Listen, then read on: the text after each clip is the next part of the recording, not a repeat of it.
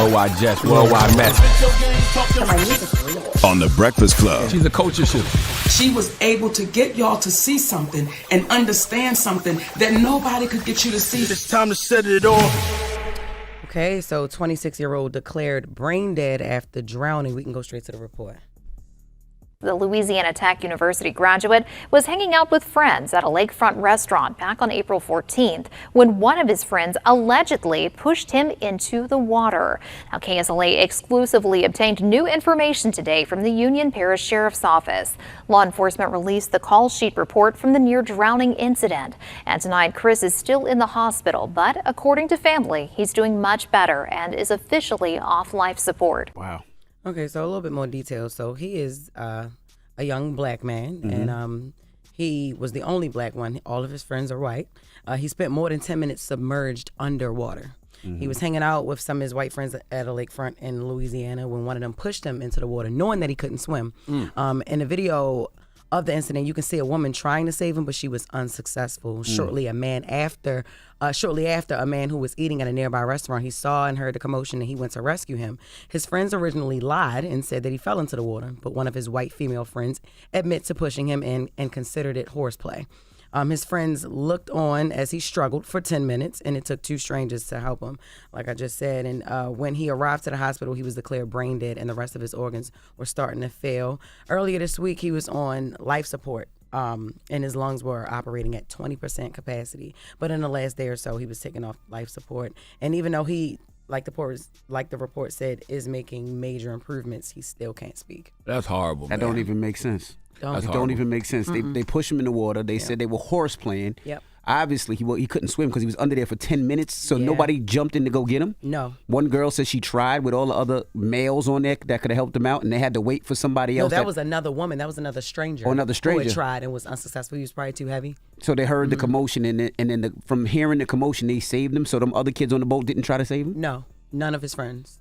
And lied about it at first. I wonder what the percentage of black people who can't swim is now. Because back in the day, it used to be high. It used to be like almost 60%. I wonder what it is now in 2024. Nah, you're right. Yeah. And I tell everybody with kids, I mean, this has nothing to do with this, but when you have kids and babies, teach them how to swim early if you can, whether it's the YMCA, they have cheap classes, or you take them to wherever you can. Teach your kids how to swim early so if they're ever in a situation, they can at least hold themselves up until they can get some help. But and shouldn't those kids shouldn't they be charged with something? Absolutely, they should be. Yeah. Whether it was horseplay or not, something bad still happened. Yep. So, and then just the chalk girl that up to an admitted. accident. Yeah, and she admitted it after a while. Like, I did push him in, but I was just playing. But so I'm gonna keep up with that story to see if they are arrested or but any type of consequence. Gervonta Davis and Devin Haney get into a heated argument in Miami. So Tank and Devin Haney was outside the Fontainebleau in Miami when they got into a heated argument.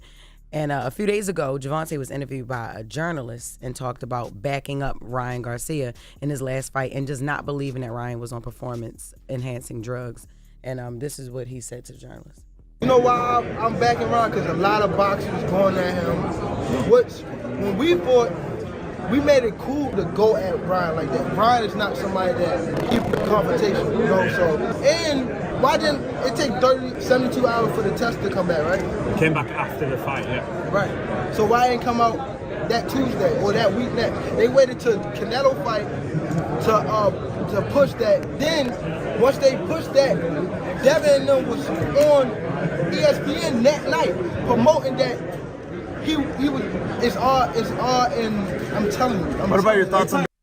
I've been watching Gervonta lately, and I saw him on $1 Million Worth of Game. He got a speech coach or something. Because what happened to Gervonta's T's? What do you mean? He don't say T's no more. He say T's. No, it's just T's. It's not like y'all. It used to be heavy Baltimore. Okay. Well, maybe he did get a speech. I don't like that. You don't like that he can't say T? I don't like AI Gervonta Davis. I don't want the clone. I want the real thing going to you. They almost needed AI for what he said to journalists. I was over there like, ooh, Jesus, what are you saying? But, don't play with my brother. Yo. That's the Baltimore brother right there. And if he needed the speech therapy, obviously, because he did, then... No, he didn't. Yes, he spoke did. perfectly fine. Oh, he did? To me. Oh, but I that's like nice. the Baltimore accent, though. All right, well, sometimes I guess the speech therapist had to work on certain ooze to Some help something ooze. Yeah, you know, to help him out. Okay. All right, so yeah, but the video really wasn't that serious.